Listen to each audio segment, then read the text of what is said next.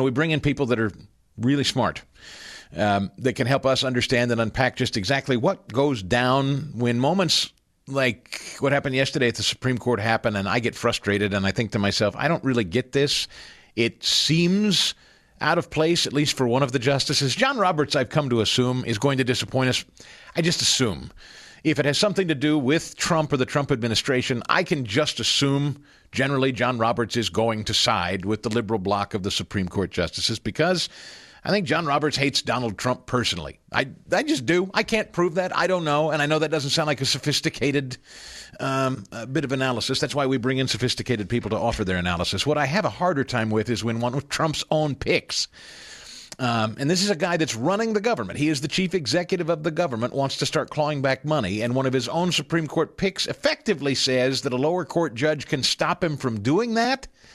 I have questions, and I need people smarter than me to help answer them. So we bring in Will Chamberlain, who is senior counsel at the Article 3 Project. You can follow him on X at Will Chamberlain. And Will, glad you joined us today. Thank you so much for your time. Thanks for having me, Chris. So Again, I'm a dumb guy. I'm not a legal guy. You're the legal guy. John Roberts, I've just kind of dismissed. I just, standard. I assume when things are close, he's going to vote with the left, okay? Amy Coney Barrett, though. Now, you read Justice Alito's dissenting opinion, I assume, or you're aware of it, where he effectively said, are we telling a president that a lower court district judge can effectively tell a president that he can't claw back executive level spending? That seems unbelievable to me, says Alito incredulously. I share the incredulity. So what in the world with Amy Coney Barrett, Will? So I think everybody, we all need to take a step back. This actually, one of those spots where I'm like, it's going to be okay. Like we all, as the conservative movement, need a moment of like, it's going to be okay here. And I'll explain why. So it's Alito's dissent is right on the substance. Like the basic problem here is the district court is trying to order the federal government to pay $2 billion out to people who have done prior contracted work. The reason that the court can't do that, the most basic one, is that it doesn't have jurisdiction over claims like that. Those are classic breach of contract claims. You have a breach of contract with the federal government, or you think you have a claim that the federal government breached its obligations to you to pay you money. You go to the Court of Federal Claims. They're the only court you go to. They're the only court with jurisdiction. Here they went to the DC District Court.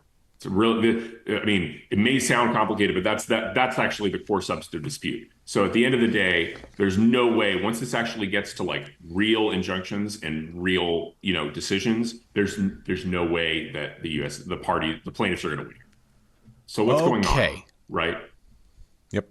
We have a weird situation with this temporary restraining order, right? This brand new district judge in DC imposed this temporary restraining order to say, no, the first thing he did was he said, you need to pay all these people this $2 billion out in 36 hours. And that actually got stayed by Justice Roberts. Now that deadline for that TRO has passed. Justice Roberts has reviewed it, and they've said, well, there's one problem with what the government did here, what DOJ did here. They didn't actually appeal the underlying order. They didn't appeal the temporary restraining order. They tried to do something else. So I'm not gonna vacate an order that wasn't directly appealed. But what Roberts did say, and it's subtle, but it's there. He said the judge has to specify which specific payments need to go out of this massive thing of $2 billion, and he needs to account for the logistics of putting out those payments. What that means is he needs to put in place a new order, which can then be appealed. And then the other thing is the logistics mean that whatever payments this district judge orders, it's not possible to get them done quickly. Like that's not how the federal government works. And this temporary restraining order, is already expired, or I think it expires in a few days. I forget which. But basically, by the time any of this happens, there will be a preliminary injunction hearing, and the judge will have issued a preliminary injunction order, and that could be appealed through regular order. The dispute between Roberts and Barrett in this instance, and the four conservatives, is this. The four conservatives are like, this judge is so wildly out over his skis. Like, he is way out there. That even if we're being a little aggressive in not doing something with regular order, we should do that because this is nuts. And Will, then could I Robertson, read? Will Chamberlain is with us again from the Article 3 yeah, project. Let me read Alito's dissent, just a piece of it, and then your response, because yeah, that's where you were going. This is the quote. Does a single district court judge who likely lacks jurisdiction have the unchecked power to compel the government of the United States to pay out and probably lose forever $2 billion taxpayer dollars? The answer to that question should be an emphatic no, but a majority of this court apparently thinks otherwise. So that's what Alito said, and he was directing it not just to the left, but to yeah. Amy Coney Barrett and John Roberts. So please take it away from So there. I think that what I think is happening is this: what Roberts and Barrett would say to that is, we don't agree that they're basically, we don't agree that the consequence of our ruling is 2 billion is going to get sent out the door. That's what they would first say. Like, we agree with you that the court doesn't have. They probably agree with them that the court doesn't have jurisdiction either.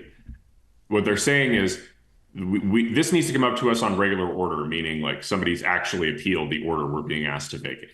So that doesn't mean that, like, I think Alito's not wrong about the substance. The question is whether Alito's wrong about the consequences, right? Are the consequences that this 2 billion is actually going to go out the door or not? And I think Roberts and Barrett would say no, it's not. We were careful. We said he's got to specify which payments. And the thing about specifying which payments, why that matters, is this isn't a class action lawsuit where one plaintiff is getting up there and saying, I stand in the place of every single organization and person who has had money withheld from him by the federal government. So if I win my argument, the federal government, have jurisdiction to order all those payments to go out to all those different people, even if they're not in front of you. That's not what's happening here, right? It's a few plaintiffs going forward. So this is another way in which the district court screwed up and is wildly outside their jurisdiction. They imposed an order to send out $2 billion to a bazillion plaintiffs when there were only like 10 in front of him. So he doesn't have jurisdiction to order the federal government to do anything with those plaintiffs.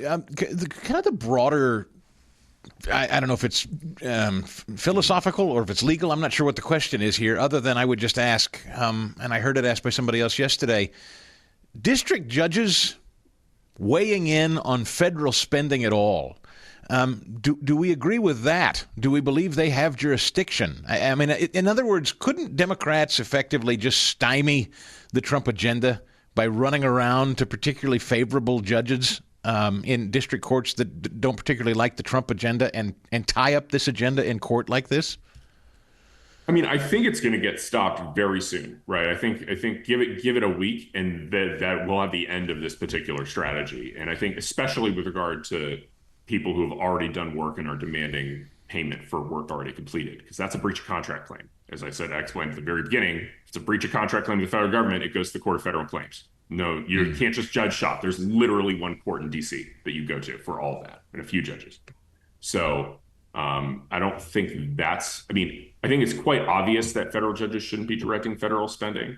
I think that, it's very clearly, a lot of these federal judges have been getting way out over their skis. I mean, even, I don't know if you saw this, Judge Amy Berman Jackson, who told President Trump he needed to keep in place his head of the Office of Special Counsel, just got reversed by the DC Circuit. And that guy's fired as of like yesterday night.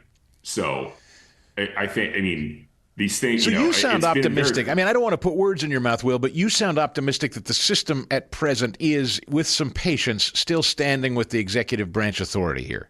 Yeah, I think that's what I would say, right? Like, because that was the first case where there was actually a preliminary injunction put in place, where we weren't in temporary restraining order land, where temporary restraining orders are not traditionally appealable, which was the big kind of weird quirk about why things weren't coming out the way we wanted to. But like the first time there was a preliminary injunction where a court said, no, you can't fire this person, not even the Supreme Court needed to get involved. The appeals court stepped in and was like, sure they can. Of course they can. Yeah. What are you talking about? Yeah. That's what I suspect is going to happen here. We have weirdness on this USAID case because the district judge did some weird stuff. And the Supreme Court has been subtle about saying this weird stuff doesn't work, right? Like if you actually read Justice Roberts' order, it's subtle, but he's saying like, you need to be specific about which payments you are Okay. going to order. So what we've learned from Will Chamberlain, and this is why we bring in smart people like Will, is Stigall, you're being a hothead and you're not seeing the nuance in this one. Is what you politely just said to me. And I message didn't see received. it until Will. a good friend of mine. So next time you should just bring in my friend Bill Shipley. He's probably Hey, we will have you back. Sincerely, this is our first time meeting, but I hope you'll come back and see us again very soon, Will. Yeah, of course. For full shows, live and on demand, it's Salem News Channel.